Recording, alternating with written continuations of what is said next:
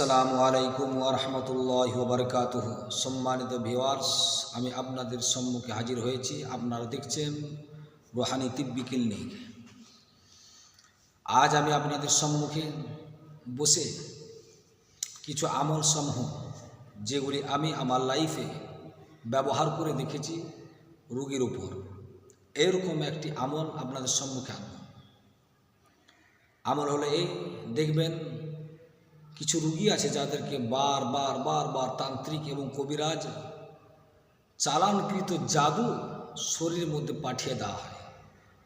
তো এই সমস্ত চালানকৃত জাদুকে কাটার বিশেষ কিছু মুজাররব আমল আপনাদের সম্মুখে আমি দেব। প্রথমত, আপনি আপনার রোগীকে উজু করিয়ে এবং নিজে উজু করে সামনে বসাবেন। রোগী পশ্চিম দিকে মুখ করে বসবে, মুদাব্বির পূর্ব দিকে মুখ করে বসবে। এরপর যে কাজটি আপনার হবে, রোগীর এমন কাপড় যেটা রোগী ব্যবহার করেছে, এরকম কাপড় আপনি 3 পিস করবেন, 3 টুকরো করবেন এবং আপনার সম্মুখে তেল এবং পানি, ফ্রেশ পানি আপনি রাখবেন।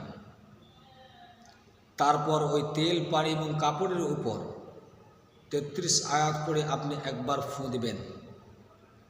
তারপর দ্বিতীয় আমল হলো, আপনি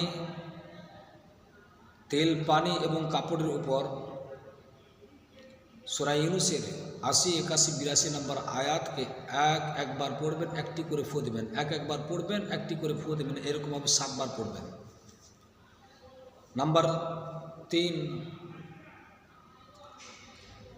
আপনি চেহেল কাপ একবার করে পড়বেন, একটি করে ফুঁ দিবেন 7 বার। তারপর আয়াতুল কুরসি আপনি পড়বেন, একবার করে পড়বেন, একটি করে ফুঁ দিবেন, এরকমভাবে 7 বার পড়বেন। তারপর পড়ার পর আপনি আল্লাহ তাবারক তাআলার কাছে আরজি করবেন, হে আল্লাহ, আপনার এই আয়াতের বাবরকতে আমার সম্মুখে বসে থাকা রোগী যে আছে, এই রোগীর সমস্ত চালানকৃত জাদু যেগুলি শরীরের মধ্যে আছে, সেগুলি আপনি আপনার এই আয়াতের বাবরকতে আপনি নষ্ট করে দেন। এই কথাগুলি বলে আপনি তার সম্মুখে ওই পুরোহিত পুরাণ কাপড় যেগুলি আপনি পড়েছেন, সেগুলি এক এক করে 3টাকে জ্বালিয়ে ফেলবেন। ইনশাআল্লাহ দেখবেন সেই তান্ত্রিক বা কবিরাজ যে আপনাকে ক্ষতি করেছে, আপনার রোগীর ক্ষতি করছে, ইনশাআল্লাহ তার উপর ক্ষতি ফিরে আসবে।